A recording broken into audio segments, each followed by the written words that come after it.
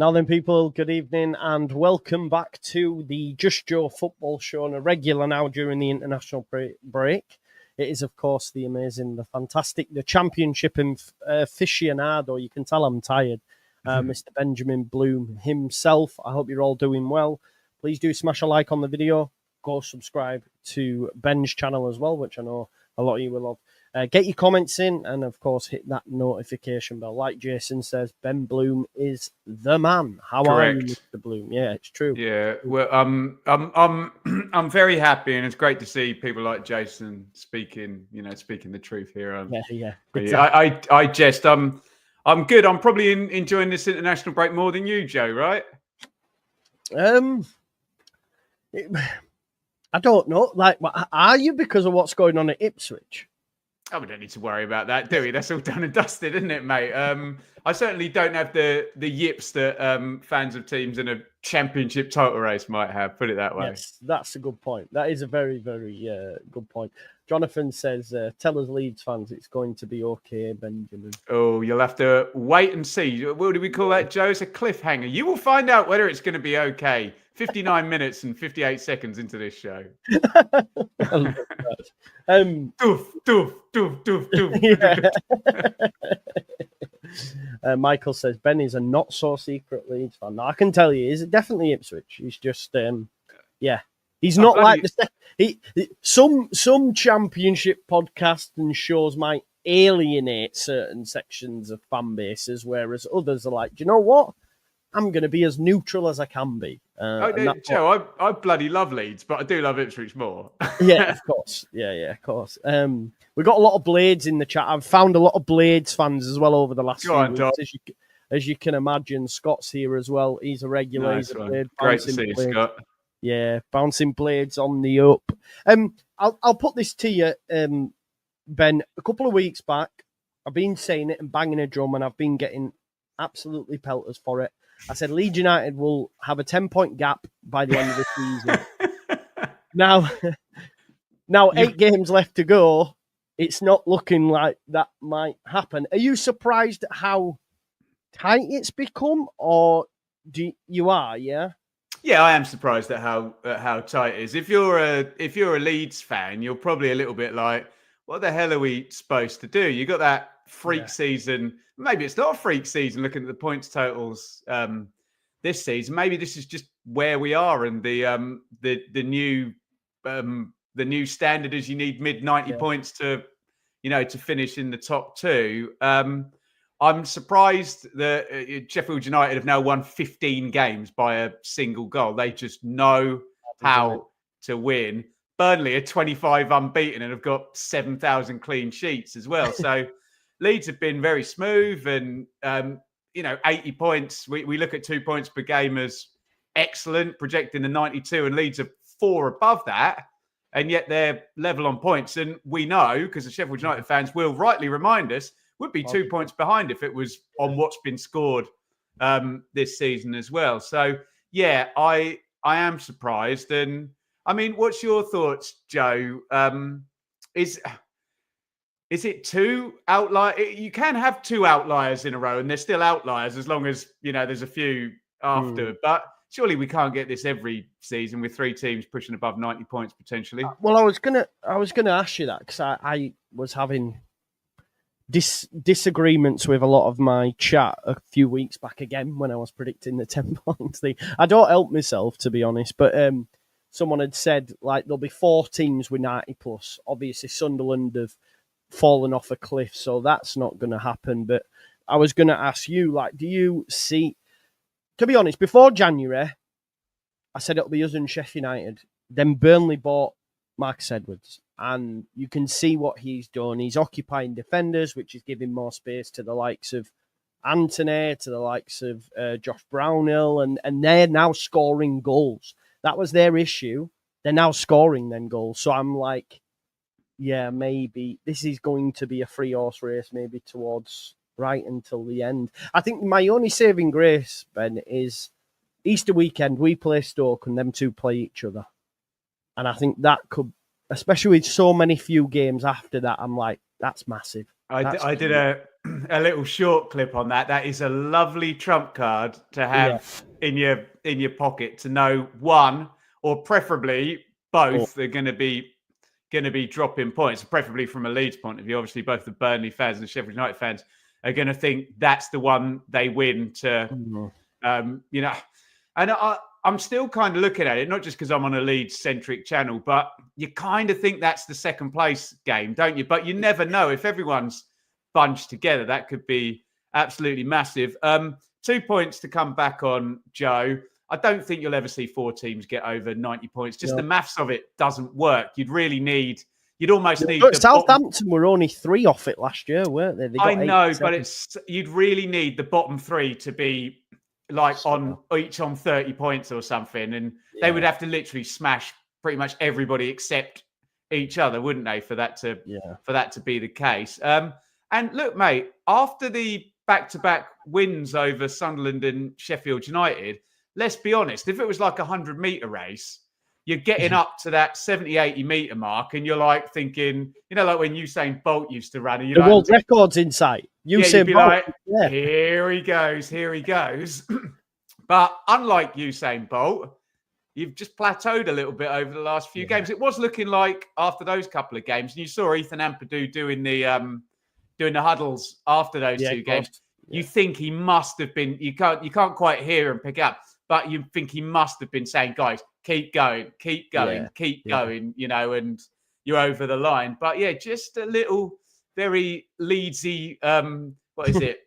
5 points in 4 games, and Joe, 5 points in 4 games when we're looking at 3 potential 90-point teams. That don't work, does it? No, definitely not. Straight away after Portsmouth, I had a meltdown, and then we did what we did against Millwall. And to be honest, I was actually quite philosophical after QPR, just because we hadn't won there since 2017.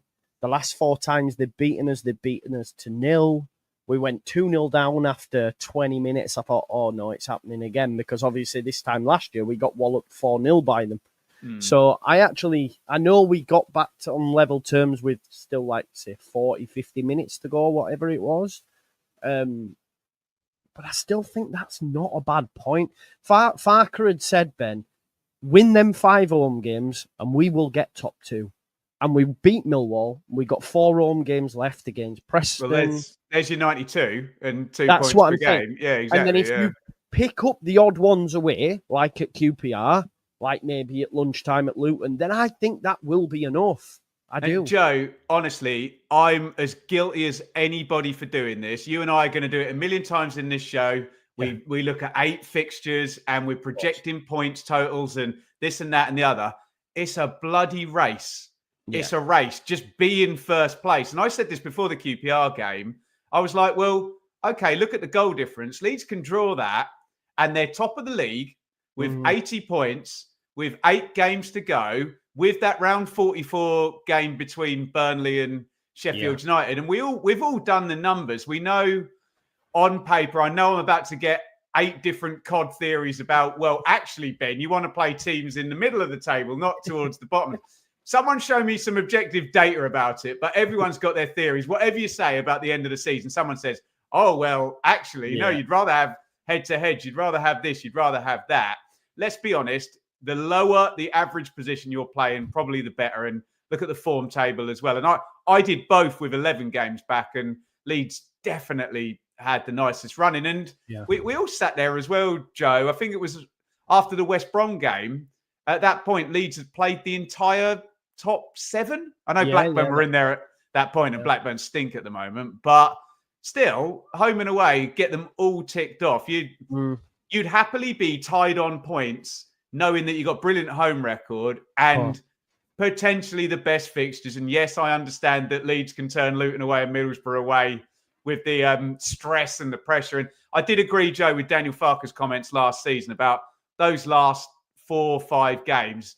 It's like playing with lead in your boots. It's so hard to win, isn't it? Of course. It is, and he probably doesn't help himself in terms of rotation. I think that seems to be the general thing with the fan base at the minute. And can I ask you a question then, Joe? Rothwell and Nonto, would you just ride it out now for the last 8? Get him in there? I don't. It's difficult. It's difficult. I think if he does go with Nonto, he will play Gruev. He almost said as much. He did, didn't he? I listened to that. Yeah, he almost said as much for the balance. Yeah. I don't mind Arrington. Everyone hates me for it. It is what it is. He's not been great. Let's see Nonto in there, but I do think he'll beautiful assist on Saturday for Saito's goal. Yeah, no, it was great. It was great, and it's something that Arrington hasn't done for a long time. So yeah, maybe we do need a change there, and I think it will come. I think it will come, but I do think he'll want. He's very risk averse. Mate, I studied him when he was at Norwich. He does not want to rotate. He doesn't want to. So if you win the next couple of games, he'll very likely ride it out, and that'll be the. And look, when he was at Norwich, there was an 8-game win streak in the first promotion. There was a 10-game, I think maybe 9. No, I think Villa got the record with 10. And even look last season in sort of, what was it, Joe, like February or January through to about this time. I think we beat Millwall, there, and then we came back and just collapsed. Yeah, I bet he didn't rotate anyone then, did he? No, he didn't. He didn't, mate. We all thought, I don't really trust his bench. Jadon Anthony, this season he trusts his bench, and then we've come to a stage where he's still not changing. So it's like, okay, maybe it is just a Farker issue. But with a mad twist of fate over these next 2 games, I'm going to really like Frank Lampard. Yeah. Because, of course, Coventry, when we return, play Sheffield United, and then they play Burnley. Having just played Sunderland. Yeah, and walloped them, by the way. I think they only lost 1, and that was against us in the last 9 games or something like that. They've and you can go out another 2, 10 wins in 12. So pick. Yeah.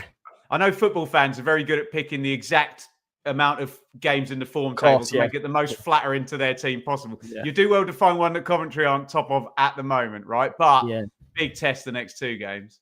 Yeah, so are you surprised at how well he's done?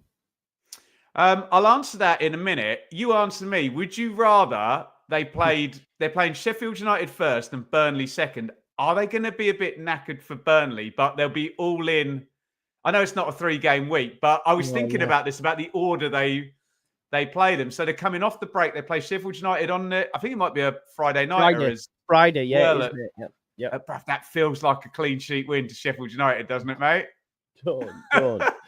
Don't, because I genuinely will be like Frank's biggest fan if he can pull off some results for us in this one. I can't lie.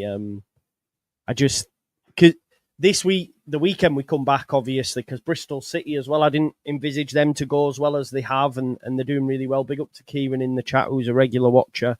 He's a Bristol City fan.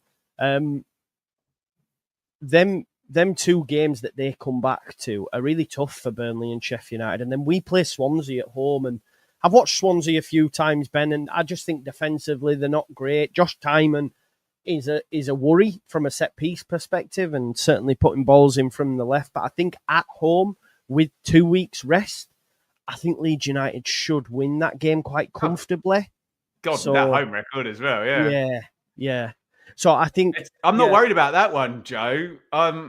I know Luton stink this season, but that's always awkward, mate. The Kenny, especially 12:30 on a lunchtime Saturday. Our lunchtime record's terrible. I don't know what is it. Yeah, it's absolutely shocking. Even I don't know if you're aware. I mean, I assume you are, but like the London curse that we have. I know Luton's not quite London, but we. Do you know how many games? Try guess. Or Americans how many games, that fly in think Luton is in London, don't they? Yeah. Ben, try guess how many games Leeds United have won in London in the last 32. Oh, God. 4. 3. Ouch. That's bad. We've lost 24.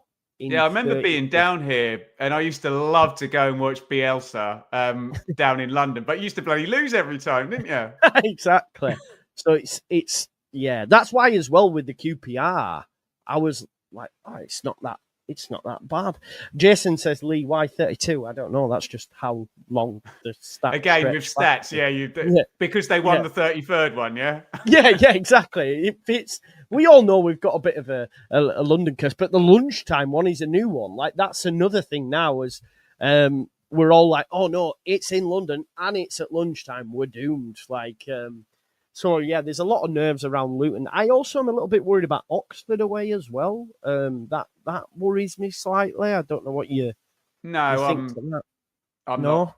Are you not more worried about Middlesbrough could score 2 goals against Leeds? They could concede 5, couldn't they? But Middlesbrough can turn it on at times. And Luton are proper. And this is where I do agree with the people in the chat who are saying you don't want to play teams in the bottom 3, slinging the ball in the box, trying to, just scrapping and clawing for anything they can get. Exactly. Who you want now is...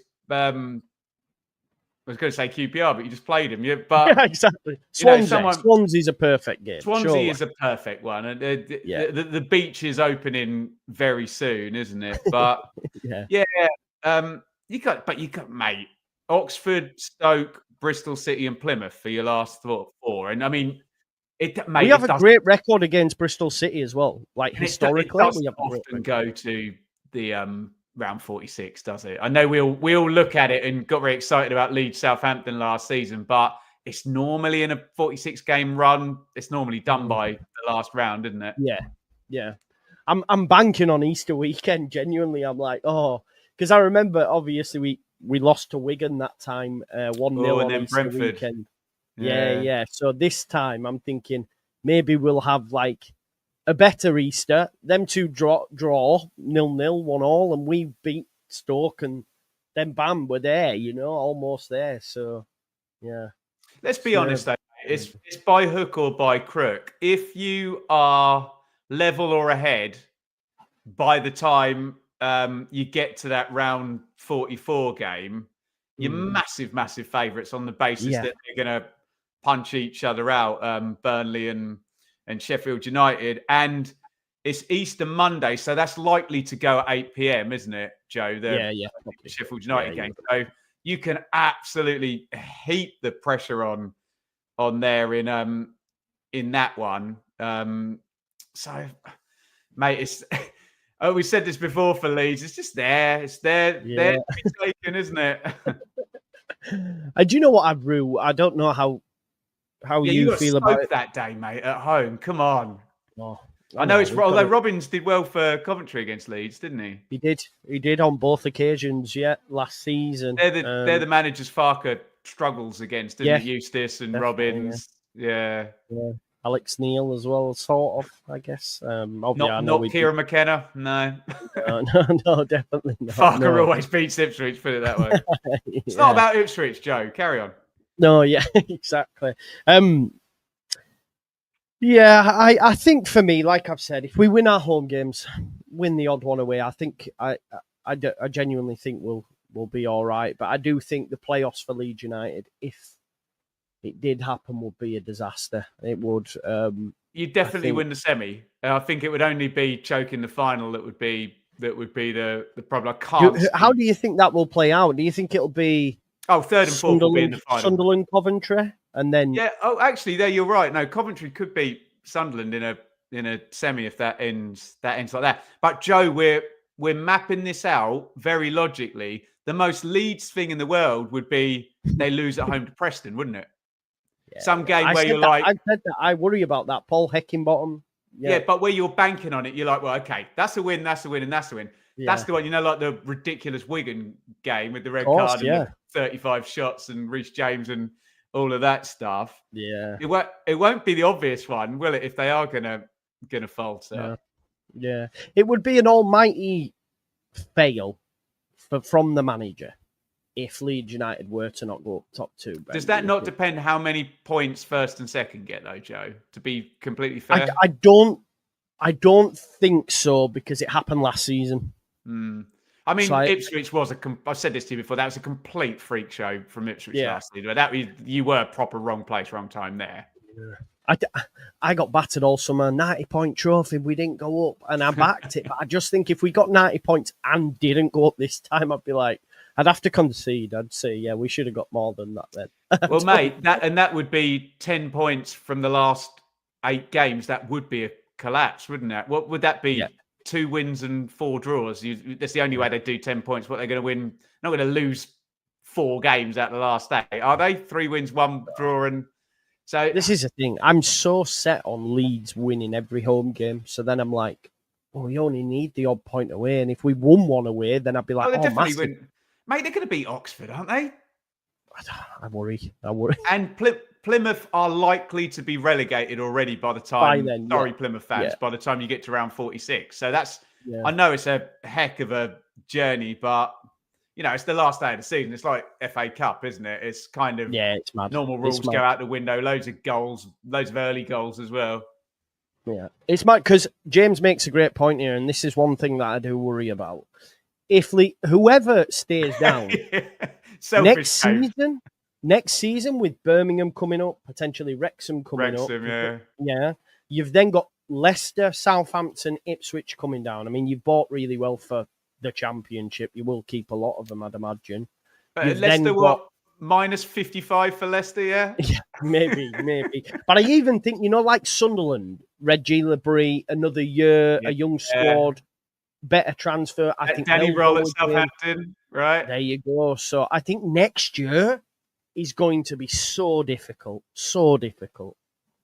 Well, and this is the ridiculous situation we're in with the chasms and the domination of this mini league of the parachute teams completely flunking the Premier League, but then having way more money than everyone else in the Championship. And what I do think is, and I went off on a big rant about this earlier, so I won't bore you with that again, Joe, but I have had a coffee, so you might have to just stop me before I do it. People keep shouting at me in the chat for drinking coffee so late at night, but I can think of worse things to be doing to myself, like going up against teams that have parachute payments every year. But, well, look, my team's going to be the big beneficiary next year, and I'll shrug my shoulders and say, don't hate the player, hate the game. It is what it is. Been up against it before. But the 17 are going into their 4th consecutive season in the Premier League, and that actually makes it, I think that kind of helps parachute teams a little bit, particularly with trading, because we've got this situation now where people like Dara Roche are moving from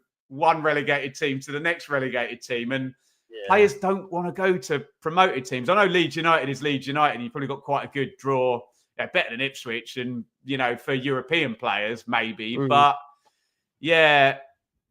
it'll be brutal next year. But James or whoever it was in the chat is right. No, if you're in the Championship, you don't want Leeds there. No, get them out. It'd be mad if we didn't go up. The manager would be sacked, which would be right. It was a 2-year plan that they set out. I think we'd lose again, more players, and it'd just be really difficult. I do worry. I also think as well, Ben, I don't know how you feel about this, but going up with Burnley and Sheffield United would give Leeds a better chance as well. I don't think that's an unreasonable take, Joe. Yeah, because it's not the same as yous this year. I don't know why. Sheffield United, and Burnley always do what Burnley do. I agree. Parker, this is not an insult to Sheffield United. We've said many times. I know they're both tied on 80 points, but at the moment, Sheffield United are kind of like sprinting and they're puffing and they're out of breath, and Leeds are kind of gracefully moving forward, and Burnley are just kind of like perverts hovering in the background, aren't they? Just ready to nip in at the last minute and take one of the places if they can. But I think the stability is a big thing. Actually, one of the things that's killed Ipswich is that if you get promoted out of nowhere, you have to kind of buy a new team, and if they don't come together, you have 9 points adrift with 9 games to go and a crap goal difference, and you're coming back down. Whereas there is a bit of stability about Leeds, and I know you won't want the goalkeeper there, but Strawick and Rodon and Bogle, that works for me. I think Theopo's earned his spot. I think Tanaka would take to the Premier League. Yeah, fine. Aronson's probably one of these players who probably be better pound for pound in the Premier League than in the Championship. But obviously, there's gonna you're going to have to spend over 100 million quid, and you might still get relegated. There's the deal. 100%. It is, but you're Leeds, so you can definitely attract some, and you would think the whole Red Bull and what's the American sports 49ers kind of link ups would be. Oh, there you go. I missed that. Are you on the bloody payroll, Joe?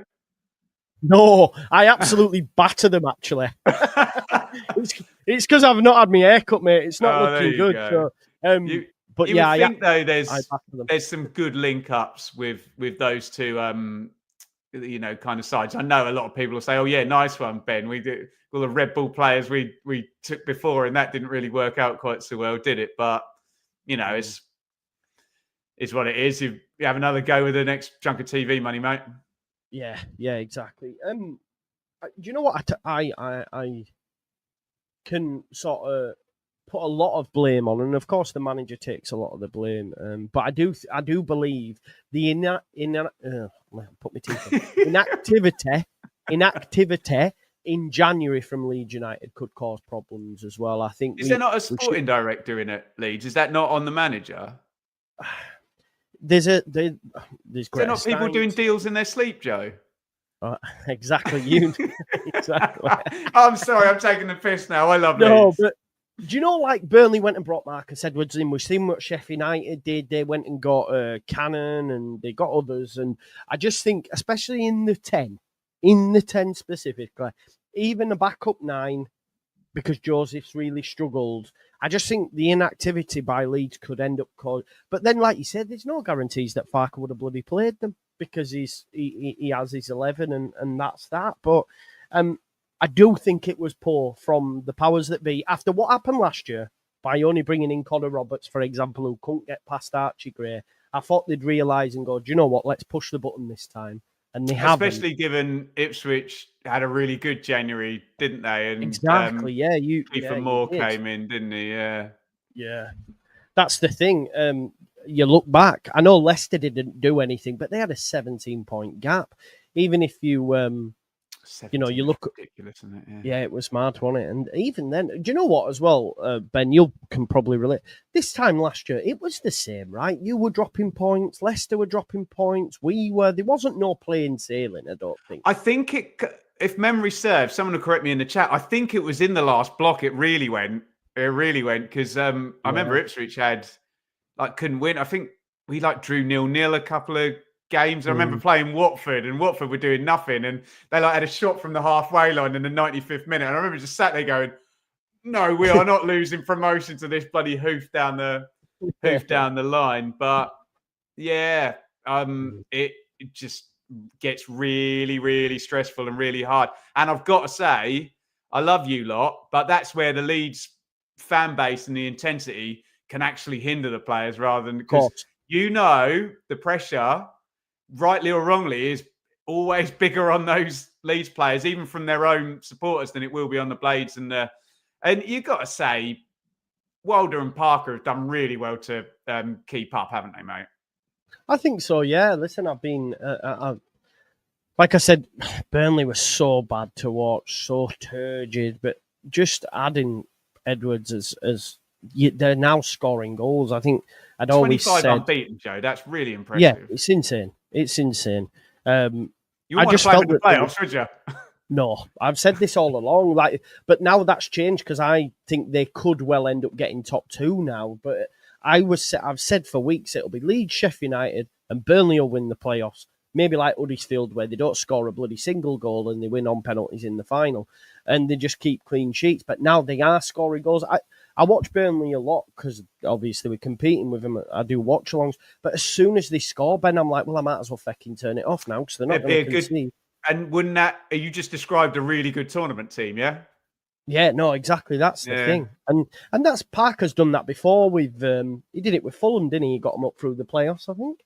Yeah, I mean, I always, Leeds fans can get a bit chippy about this. I always kind of find the COVID season, it was such a unique set of circumstances. And keep calm, everybody. Yes, Bielsa was a genius. He deserved to win it by 10 points. We get it. But yeah, it's just a bit strange. The one playoff final that's played in front of nobody, basically. But yeah, I mean, it was never the clean sheet fest with with Fulham that this has been. But mate, if Farke goes up, that's 3 promotions and potentially 3 titles. If Wilder goes up, that would be 2 promotions. And if Parker does it, that'll be 3 as well, won't it? So, you've got some proper, guys that know and you wouldn't be surprised if that was the 3, factoring in the playoffs as well, wouldn't you? Yeah, no, exactly. I mean, Farke's the quickest ever championship manager to get to 50 wins.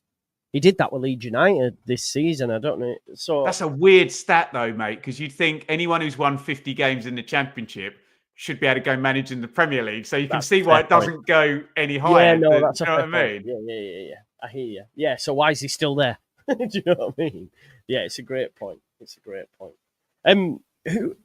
Who do you think gets 5th and 6th then for you? Well, no? I think 5th and 6th. Yeah, just to quickly talk about Sunderland, I've tried my best to be really fair and say, Sunderland, just be within a game by Easter. If it's 3 or 4 points, you just, like you said about Easter, you never know what can happen. You bang 6 points on and away you go. But that last, I know they've dropped points in the previous game as well, but for it to go 9 points and 11 points, and how do you feel about this, Joe? Because I think it's a bit of a problem. West Brom had this last year where they were like guaranteed to finish 5th from about 8 games out, weren't they? The 2 biggest points gaps in the Championship are above Sunderland and below Sunderland. They are just in complete stasis. And I know you mentioned Huddersfield earlier in 2017 or whatever it was. They managed it brilliantly knowing that they were going to be in the playoffs. They just stopped trying and prepped for the playoffs and absolutely nailed it with their German manager, didn't they? But Sunderland, I don't know, are you a bit worried from their point of view that they're going to come into it a little bit cold and you might, especially be against the Coventry team who's just piling the points on? Definitely. I live in Sunderland and, I speak to them a lot. It's mad because no one knew that I did a channel, and then obviously when Melier dropped the clanger, I became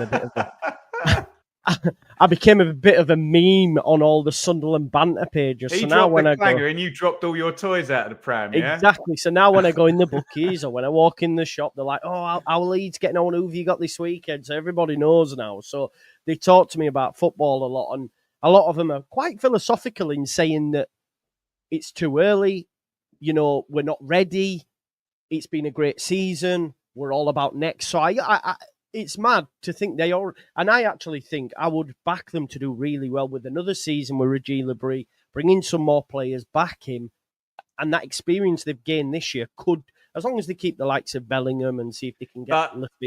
Sirkin and Rigg and Bellingham. I think Isador's really good as well. I reckon they're selling. You know what happens to teams that lose in the playoffs? Well, you know very well what happens to teams that lose in the playoffs, don't you? You ain't keeping your best players, mate. No, definitely not. Seeing Rutter score in the Premier League for Brighton. Fair play, though. He's doing well, isn't he? He is. Yeah. Good luck to some him. of them have got a bit of an injury now, so I don't know what's going on there. But, look at Archie Gray. He's been killing it in every single position for Spurs. It's bloody Poor mad. Fella, when's he ever going to get to play central midfield? I know. Sorry, you asked about 5th and 6th. I did, yeah. I don't know if you're aware of Harry Gray. Are you aware? I am. I always take it with a pinch of salt because everyone always wants to be the smart ass who says, but never mind Danny Wallace, Ray Wallace. You never met the young Letitia brother. Or they always say the younger one's the better. Yeah. But so I always kind of take it with a little bit of a pinch of salt. But there was genes, though. Definitely. There was an article done the other week by The Athletic, and Archie was called in the academy, you're Harry's brother. Oh, really? Not your Eddie's great nephew? No, not like saying to young Harry, you related to Archie. It was the other way. And what position does he play, Joe? He's a striker. Ooh. Exactly right. So we're all like, come on. I think in pre-season he came on a few, but then he got an injury. So I think we might... How old is he? He's 16, 17, I think. Yeah. It's difficult because you would have had pressure even if Archie hadn't been a player, but it's amped up tenfold now because Archie Gray was so good, wasn't he? Yeah, it'll be good. But 5th and 6th.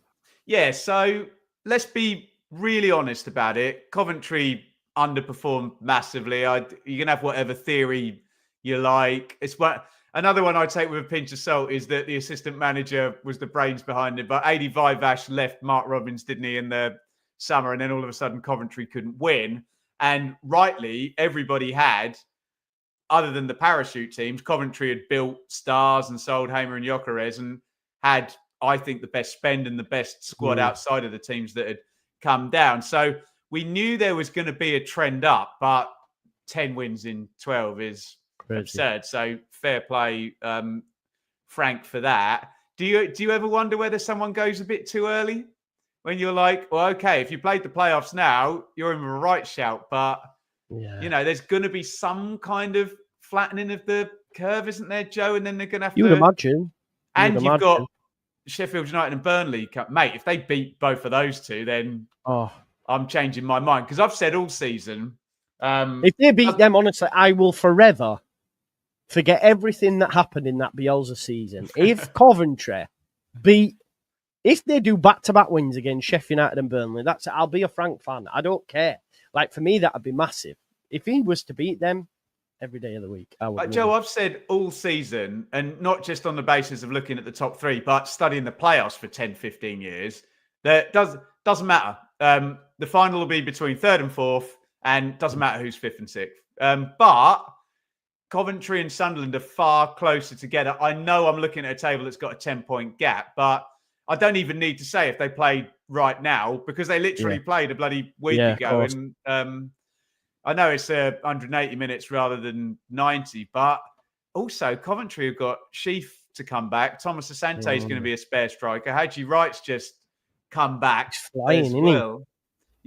So they could get to the poor old Coventry. Imagine they lose at Wembley for the third straight season as well. I have no sympathy for anybody in the playoffs because we always lose. So it is what it is. Mate, it's not a zero-sum game. It can suck for everybody else as well, But in terms of sixth, I thought West Brom might drop out of it after Carlos Corberan went.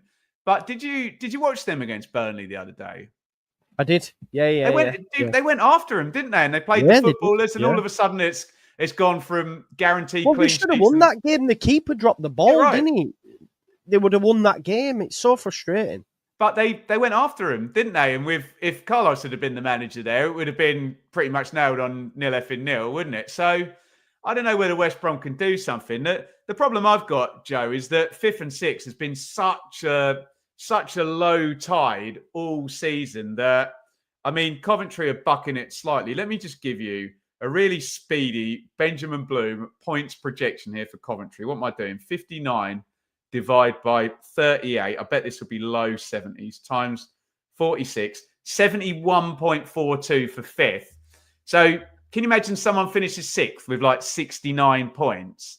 They don't deserve to beat third. I know it's tournament football and after the season, but what I'm saying is that is a significantly worse team than either Burnley-Sheffield United or, God forbid, for your sake, Leeds ending up in there. Bristol City are inconsistent. Middlesbrough have been flaky. Norwich have dropped off.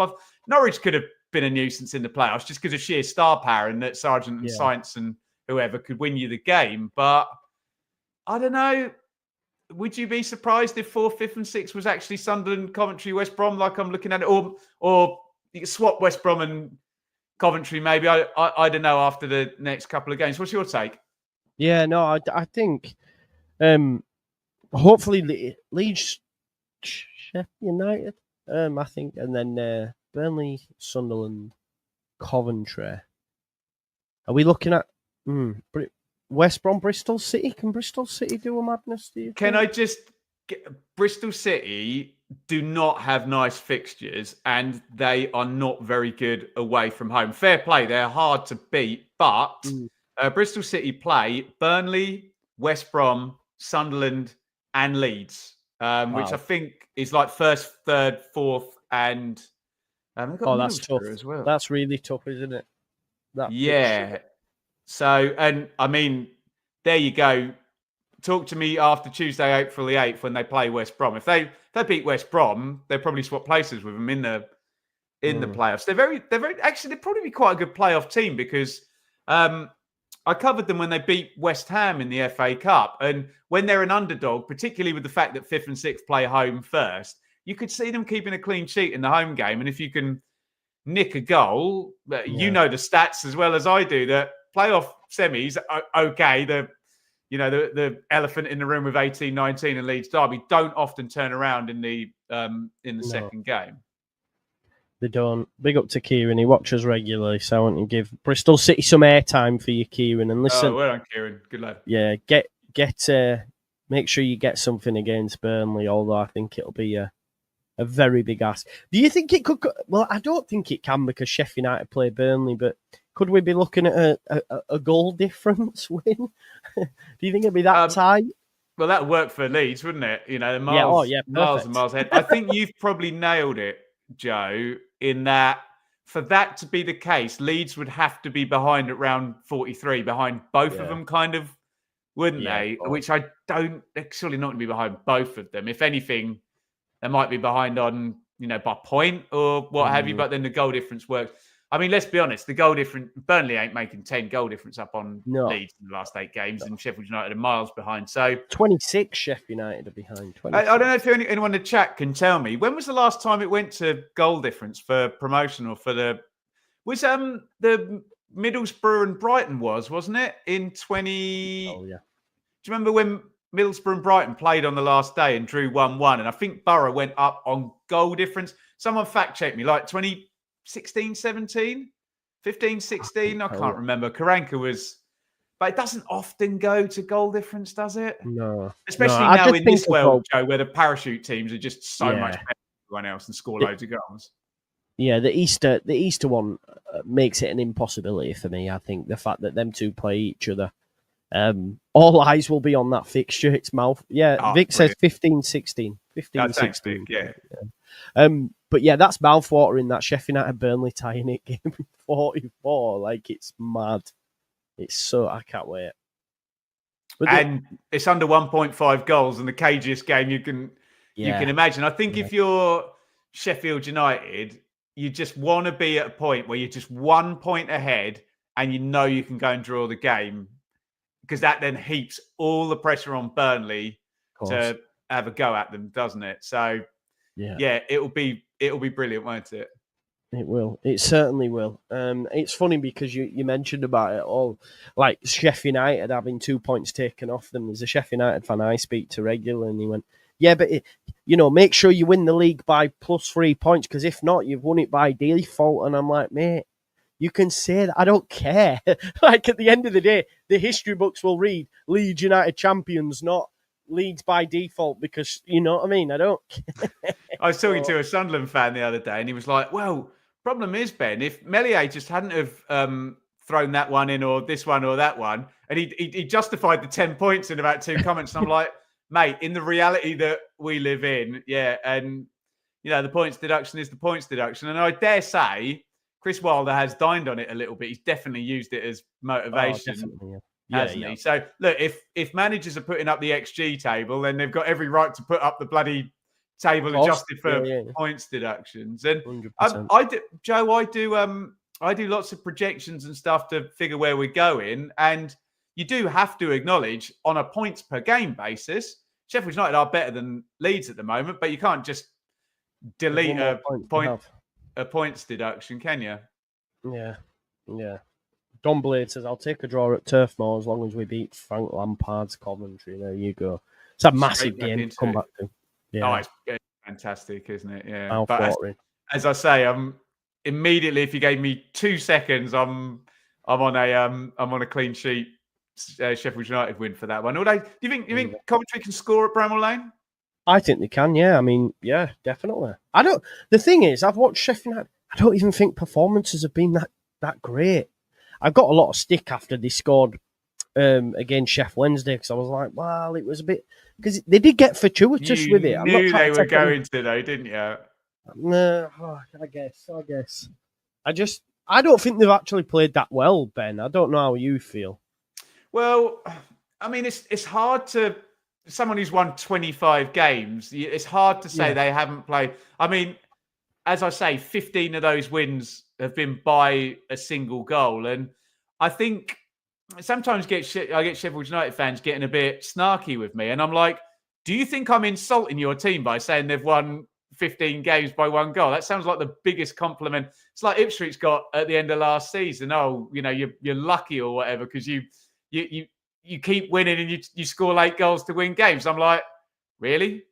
Luck? But I know you're not saying Sheffield United have been lucky, but I always remember Paul Merson saying, Joe, and it always stuck with me. He said he won the league twice with Arsenal, and he said it's so hard because everyone plays to stop you. Probably played really well 10 times a season in the league wins, and the rest of it's muscle memory and get the job done. And all you Leeds fans were saying you enjoyed the 2-1 in the 95th minute against Sunderland more than the 7-0 against Cardiff. So yeah, 100%. Yeah, it was more enjoyable. And same, like you say, when we were speaking right at the start, when we beat them two teams back to back, I thought the league was done. I thought we were away. And then it had swung massively in your favour at that point, Joe. Yeah, massively, but obviously it wasn't to be. If I were to press you for your top two, Ben, who is it? If you were to press me, Joe, I have to remain professional here and say I will be doing on the Benjamin Bloom Football Channel my my full table of predictions for the rest of the season. But I am perfectly happy to say, Joe, that when I do my predictions, I update them every month.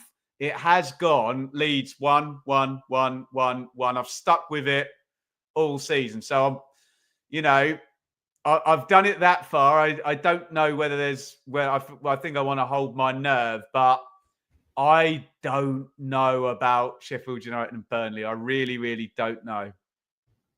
Really depends who's going to finish higher out of those two, regardless of what Leeds do. Yeah. But so Leeds are going up, Ben. That's what you're telling us, mate. I've said that all season. Yeah, I've said that all season.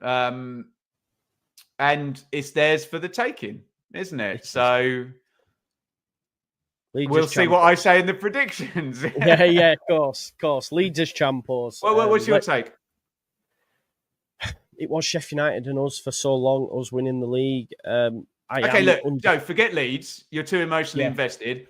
Who finishes higher out of Sheffield United and Burnley?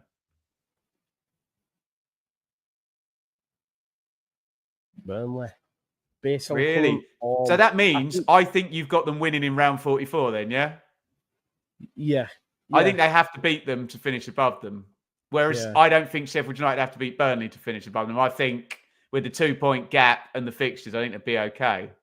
Yeah, I think it's just their recent form and the fact that you can't score against them. You just as well, Joe, do you remember? I mean, you might not have been watching in 21-22, but Scott Parker had a gargantuan head-to-head as Bournemouth manager against Forest, pretty much for second place. It was 2 rounds from the end. Big Kiefer scored, and he won that game 1-0. He didn't bottle it. He does win big games in promotion races, Mr. Parker, doesn't he? He does. He's been there and done it, I guess. Much like our manager. So and Chris Wilder. That's what I mean. You've got 3 managers that are actually really apt at this level and struggle in the Premier League. That's basically what I will say about Farker, though, is the 2 titles with Norwich, they were pretty much up with about 5 or 6 games. Certainly the second one, they were up with, they should have got 100 points and they were probably drunk for the last 3 games or whatever, weren't they? But the other one, I remember they pretty much had it done. And then I think Buendia got suspended and they drew a couple of games and, all of that good stuff. But yeah, there is actually, and I'm saying this as an objective fact, just to prod you a little bit, Joe, there's more evidence in a title race that you want Scott Parker as your manager than you do as Daniel Farker as your manager, because he's won it last season's anything to go by. Because I think going into the international break, we were second or top maybe. And then obviously we came back. I put a lot on Wales getting knocked out of the qualifier and players getting injured. And hopefully this time around, obviously Ampadu's back. He won't go on international duty. And because I do think we miss him, and that's when's Ampadu scheduled to be sort of maybe after the international break. Maybe Yeah. after the international break, yeah. Come back. I reckon we'll see him in the 3-game week, won't we? Yeah. He doesn't need playing against Swansea, does he? Well, you know what he's like. He will. He's his most important player. I think he will, Ben. I just. And what do you subscribe to the argument of that you had Ampadu last season and it didn't make any difference? Is he more important this season? Stepped up a bit. Yeah, stepped up. We miss him as a leader. We are too soft. When I watch Burnley and Sheffield United, any decision that doesn't go their way, they're in the refs' faces. There's 3 or 4 of them. Ben Brereton Diaz was doing it at the weekend. You had Patterson doing it for Wednesday. Burnley, you've got Hannibal. Robinson for Blades likes to referee the games, doesn't he? Exactly right. But then for us, like the penalty decision against Portsmouth, where James gets kicked in the air, no one appeals. No one. And it's like, what are we doing? Yeah, I had that as a penalty, to be fair, yeah. Yeah, and then there's also the challenge from Oglev on Meslier, which no one appeals again there. And the referee on another day comes in fast, he connects. If everyone's like, bah! I just think sometimes when I watch games, especially with players like Gus Hamer, he likes to go down at times, but he'll gesticulate and the referee will blow, whereas our lot they just crack on. And I do think Ampadu is that guy that does do that, and we do miss it. We miss it. We're a bit soft like that. We had Sam Morsey, who's one of those players who you hate when he's playing against you, but you love when he's there's going to be some housery every game, don't you? But you need that player, don't you? Yeah.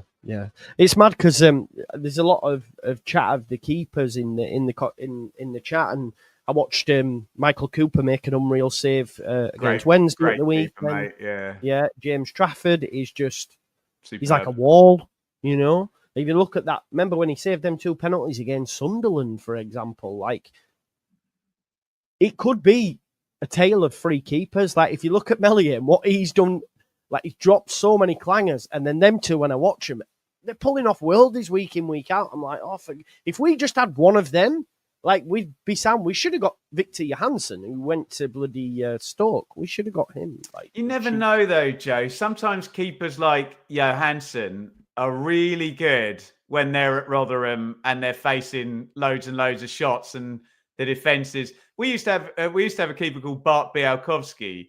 Do you remember him? He used to play for Ipswich. Yeah. And with Mick McCarthy, with the defence 5 metres in front of him and 2 midfielders, he was amazing. But then, I don't know, under different managers, and then he went to Millwall and they kind of played vaguely similar and it worked. It must be hard to play in goal for Leeds, especially, you don't have that much to do, but, Leeds can be when you do, flaky. Make sure you save it. Don't throw it in your own net. Well, I think all fans they don't want Gordon Banks in there. It's just stuff you should save it. And if it flies in the top corner, fair enough. And don't throw one in the 97th minute, yeah? You'll have... you've seen it this season with Muric and then Palmer coming in, and Palmer's making... Yeah, and Palmer's just better. He just saves stuff. And it's I know I sound like Roy Keane, but just keep the ball out of the goal sometimes.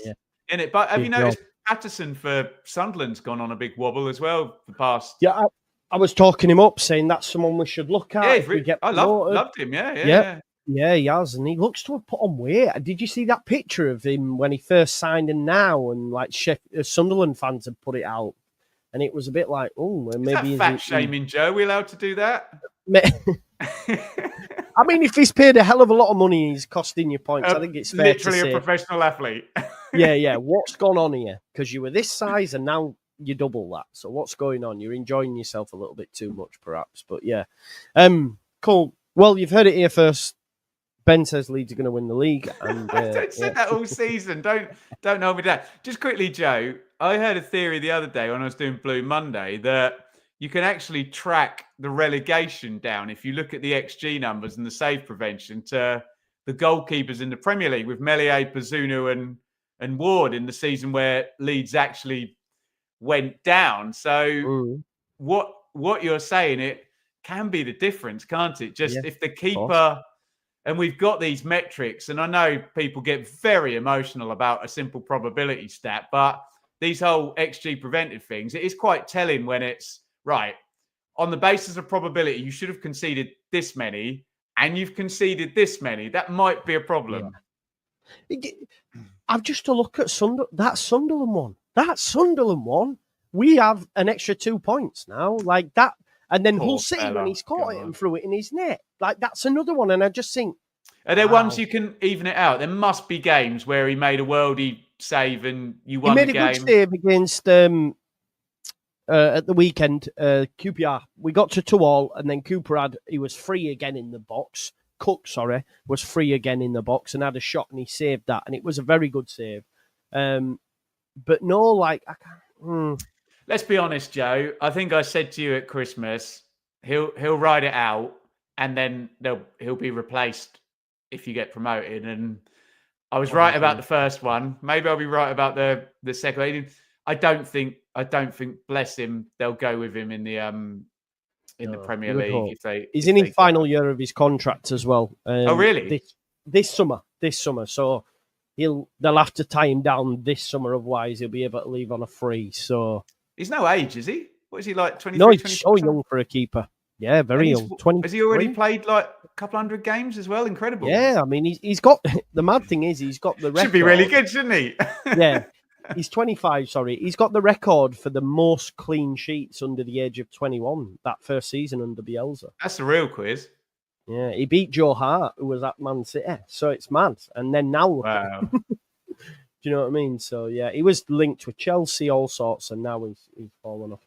But, yeah, 200 games for Leeds. 200. Wow. Yeah, because he came in that season where we had another calamity in Kiko. Do you remember Kiko Casilla? Yeah, you just seem desperate to mention that playoff semi-final, don't you? Again, and God, he had to blooming the racism charge against him as well. He was a disaster, wasn't he? I think he was on from my birdies, he's on about $2.5 million a year on the deal. He was on a lot. He come from fourth choice Real Madrid, and he's got Champions League winners medals for God's sake. We were like, ooh, happy days. But it's like, what's his face? Even the Professor Bielsa can get that one wrong, hey? Yeah, it's like Scott Carson, isn't it? Scott Carson at City or Andy Lonergan when he went to Liverpool. You know what I mean? They just sit on the bench. Our lad, Richard Wright, was at City aged 40 or something. Yeah, there you go then. So it's mad. Right, well, we've squeezed 58 minutes out of that. Ben, I listen to the Championship Check-In podcast regularly now. It's really good. I enjoy it. Yourself and Sam Parkin, it's good. Helps me as well, like when I look ahead to the weekend games and stuff. I nick some of your stuff, pass it off as my own knowledge, and I just steal it from you and Sam Parkin.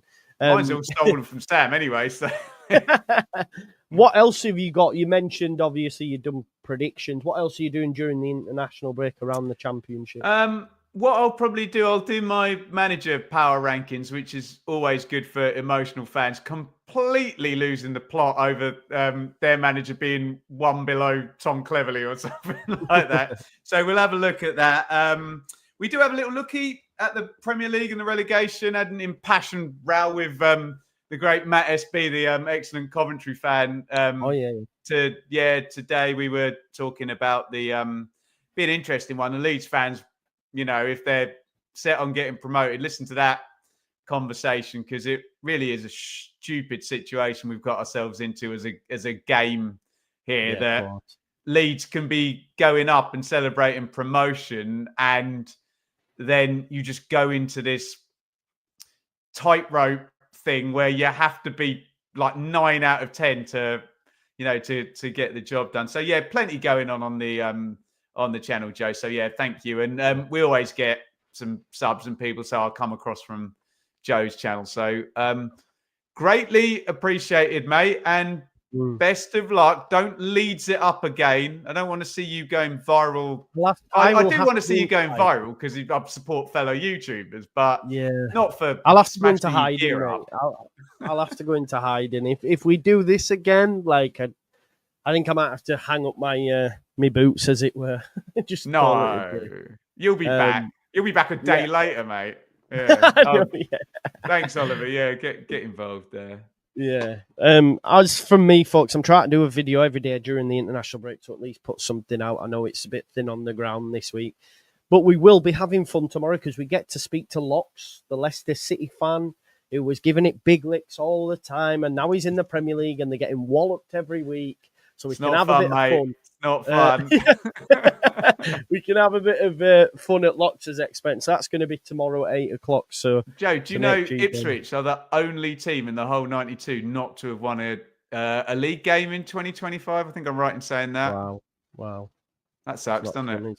Not fun, is it, mate? Let's be honest. But we just got back-to-back promotions. I can't grumble. No, you can't, mate. And like you said, when you come down now, the money generated, the team that you've got. Yeah, but we'll have the parachute payments, the all-star team, and we'll mess it up somehow, won't we?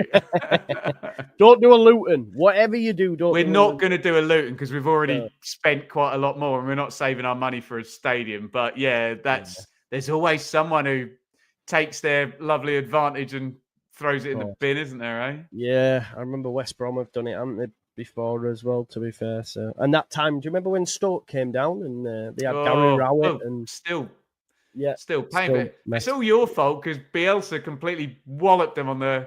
I remember, day. Did you remember Sunderland where the owner just took the parachute payments out and just went straight through, didn't they? Just got back about relegations, yeah. It's mad, isn't it? Yeah, there's a positive, as Michael says. Leeds on 80 points have officially qualified for the playoffs. So. You'd rather finish 7th, wouldn't you, Joe? Either 2nd or 7th for you, mate. That's the spirit. Thanks, everyone, for watching. Have a nice evening. Go check out Benjamin Bloom, and I will see you tomorrow at 8 o'clock when I will be griefing Locks.